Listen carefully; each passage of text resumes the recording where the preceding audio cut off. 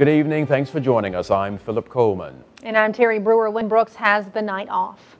Health officials say the United States is experiencing its biggest spike in West Nile virus cases since 2004. Cases of the virus have been confirmed all across the state of Alabama, including one in Tuscaloosa County. The details are in our top story at 6 o'clock. Health officials say about a half dozen people in the state have been diagnosed with the virus. Authorities say this is the highest number of cases in the state in 3 years. The virus is transmitted by mosquitoes and causes symptoms like fever, body aches, joint pains, high fever, and neck stiffness. Authorities say most people who get infected with the virus don't actually get sick. Public health officer Dr. Albert White says you can help protect yourself in a few simple ways. People should be careful about stagnant waters around their homes.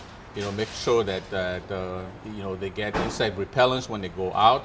Make sure they wear protective clothing and things like that. That will help to prevent you from coming down with the infection. I'm glad about some of the things that our city does. I see they have trucks around town that go around spraying in the neighborhoods and stuff, helping to reduce the mosquito population. There are no medications to treat the West Nile virus or vaccines to prevent infection.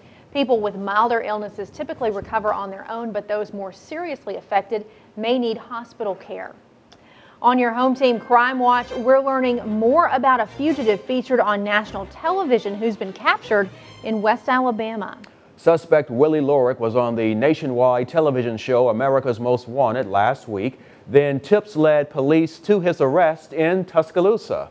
WVUA reporter Bradley Whittington shows us how this all began.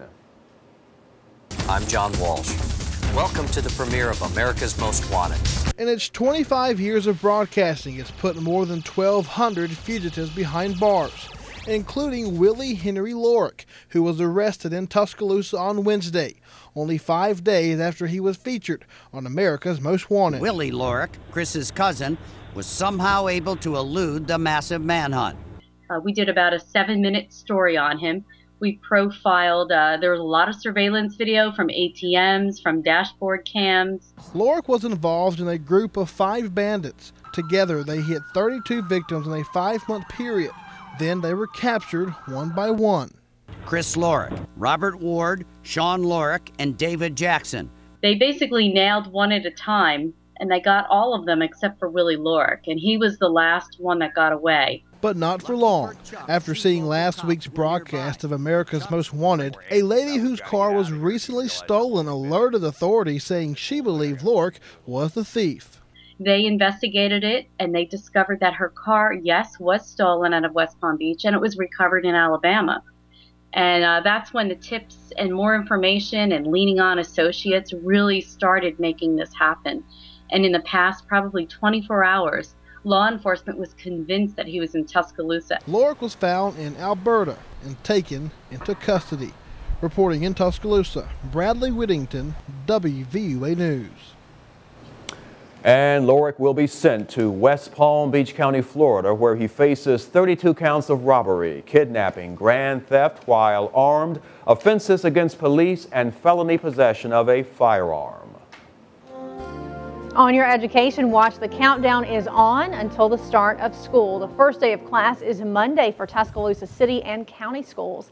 The new year brings opportunities and changes. Tuscaloosa City School Superintendent Dr. Paul McKendrick says his system is switching the high schools from the block schedule to a 7-period day.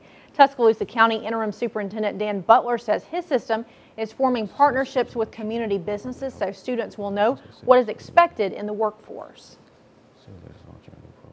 We need to go to the source. We need to go to the industry. They need to tell us what they want. We need to take a look at our resources. We've got the students. We've got plenty of them. It's very shortly they're going to be hunting jobs.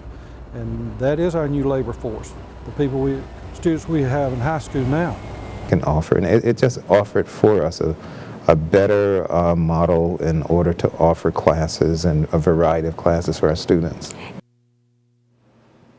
Also new this year, county schools leaders are implementing a policy allowing personal electronic devices like cell phones, e-readers, or computers in some classrooms. It's part of a pilot program. The city school system is offering robotics courses to students in middle school. Tuscaloosa City school leaders are launching a new program to help prevent bullying in school. It's called Harassment Awareness Learning Together, or HALT for short. Today, students hung posters in hallways and on buses that show a green stop sign to encourage kids to report bullying situations. There are different variations of the program to fit all levels from elementary to high school. School officials told us it's not a major problem in city schools, but it's an issue that always deserves attention. Bullying is often underreported. It's the most underreported area that you can have in a system in terms of student discipline. So that's why the green stop sign, if you're being bullied, it's okay to report it. A lot of people are scared that if they tell, they'll be bullied more, and maybe this program will help with them being afraid to tell. And school officials say during the first 2 weeks of school, students will sign pledge cards and participate in an assembly to learn more about the HALT initiative. It's just 15 days until Bama kicks off the road to 15. If you ordered season tickets for University of Alabama home football games, it might have felt like Christmas came in August. That's because season tickets for home games have been making their way to Bama fans' homes this week. But if you missed your home ticket season ticket drop off this week, UPS officials say you can pick up your tickets Saturday 9:30 until 5 p.m. at the UPS Customer Service Center off Greensboro Avenue in Tuscaloosa. As for away games, UPS officials say those tickets will be delivered starting Monday, but if you would not be home or you would like to pick up your away tickets early, those will also be available for pickup on Saturday. Well, happening right now, the Alabama Cornhole Cup is on in J.C. Park in Alberta. The tournament has more than $20,000 in prizes, and players from all over the country are playing alongside locals to have some fun and some friendly competition. But what is cornhole and how is it played? WVUA's Tommy Townsend met up with a seasoned veteran of the game to show you how. Ryan LaBelle's been playing cornhole for years, and he showed me just how the game works. The basic rules are pretty simple. You just toss these bags at these boards, but it isn't as easy as it looks. All the really good players, they throw it more with a frisbee style, and I'll throw one to kind of show you how it flies. I kind of do this right here. Yep. There you go. Ryan and I just got done with a round, and I'm going to break down the score for you. So here's my 2 bags that landed on here. Each one of those are 1 point. Ryan scored 1 bag right here. That's 1 point since they're on the board. But Ryan also scored 1 in the hole, so that's an extra 3. So he had 2 more points than I did. So for this round, Ryan scored 2 points. So you negate the scoring. So you just take the difference. Only one team scores each frame or each round. All right. Whoever scores last will throw first the next round.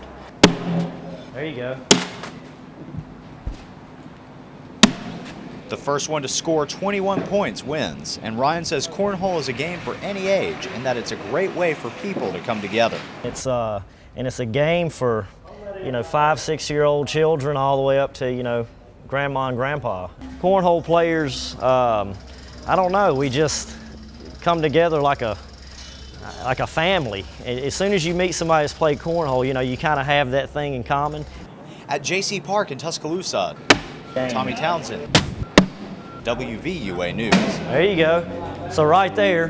Right, looking like a lot of fun out there. And if you want to play or just check out the competition, the festivities start at 10 o'clock. 10 o'clock that Saturday morning, and at Sunday morning, 10 o'clock at J.C. Park there in Alberta City.